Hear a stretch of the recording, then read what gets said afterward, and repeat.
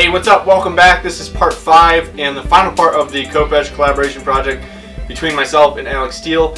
Alec forged some super awesome Damascus and then forged the shape of the sword himself, and then I'm doing all of the steps after that. And what you've been seeing me do is the hand sanding, which is that final refinement on the blade, and it allows us to get a really nice etch on the Damascus. And that finishing process is a really boring, long, tedious process, but it's so important. It probably looked like a minute of footage for y'all, but that was about 8 hours of hand sanding. So the next thing that needs to be done on the sword is the actual etching, and going to be bringing out that Damascus and seeing the pattern for the first time. The way I'm going to be doing that is dipping it in ferric chloride.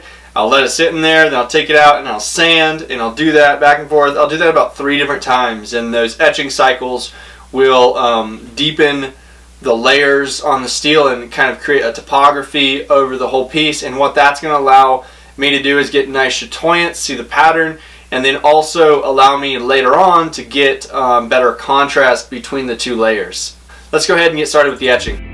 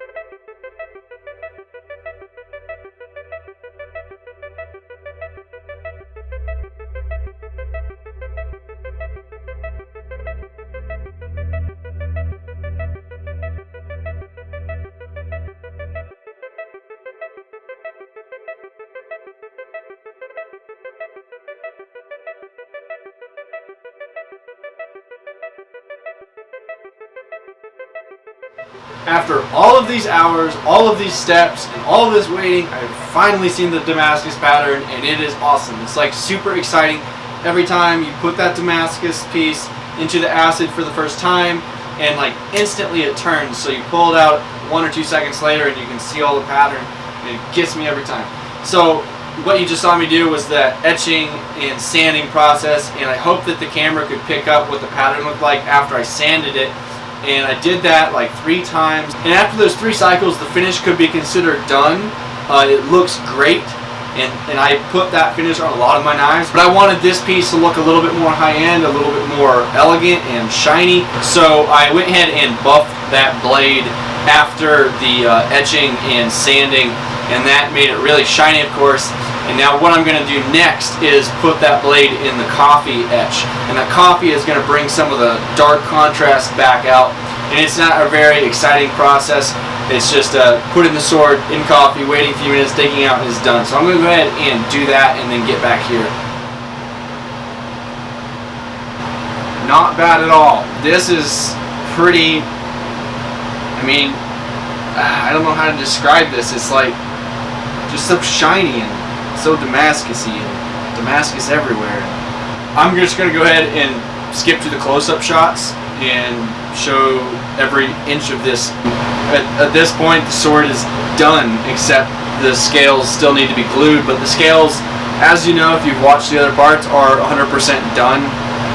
They were made when it was dry, and now they've been put together. So all that needs to be done is glued and then sharpened, and the sword's done. So the sword's basically done after all this time.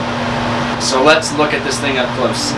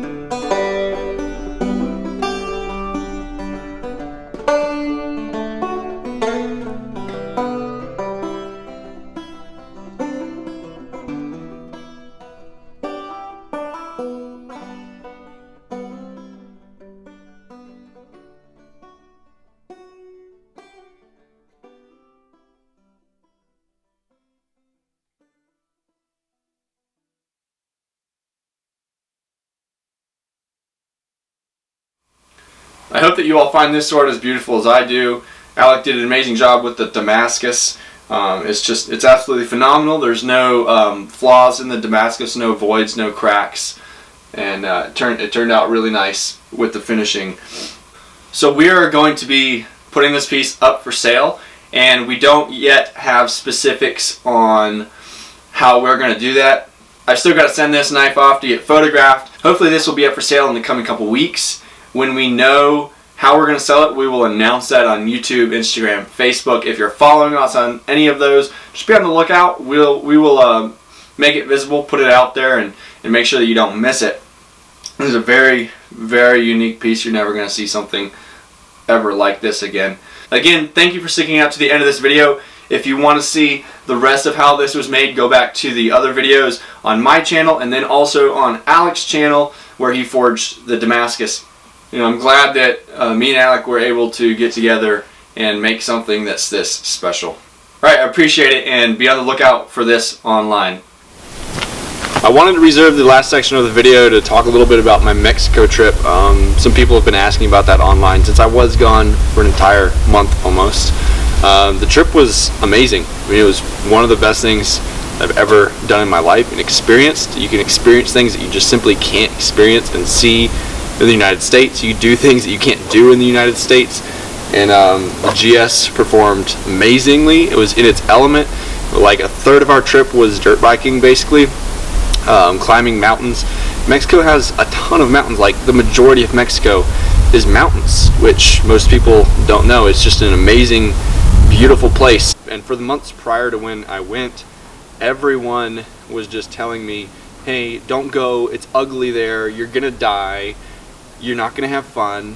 And thank God I ignored those people, because it was, I saw things that were more beautiful than things I've ever seen in the United States. We were never in really any real danger. We almost got in a couple fights, but that's expected. We got to go see the desert, the jungle, mountains. We got to see the Gulf of Mexico. We got to see the Pacific Ocean, and we got to see giant cities. We got to see country.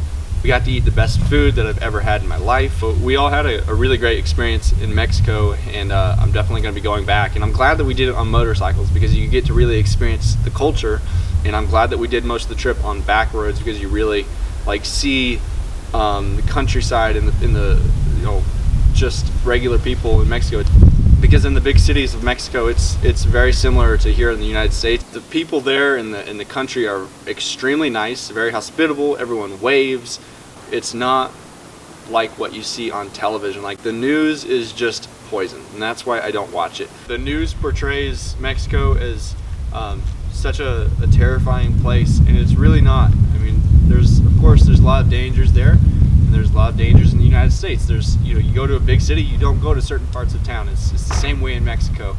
I mean, bad things happen for no good reason there, but for the most part, you're gonna find trouble if you go out looking for trouble. So don't do that.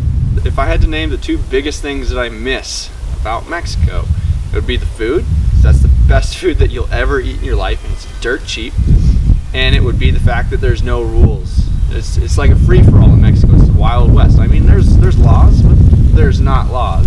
So we did everything and anything that we wanted.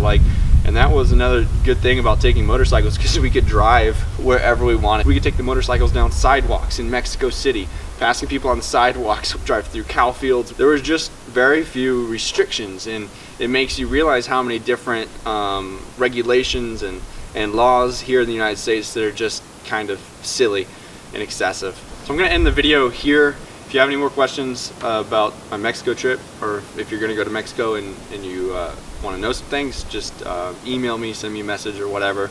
I hope that you did enjoy the video about the sword. It was a lot of work, and I think that it turned out pretty well. Be on the lookout for us selling that in the future. Thank you, and I'll catch you on the next one.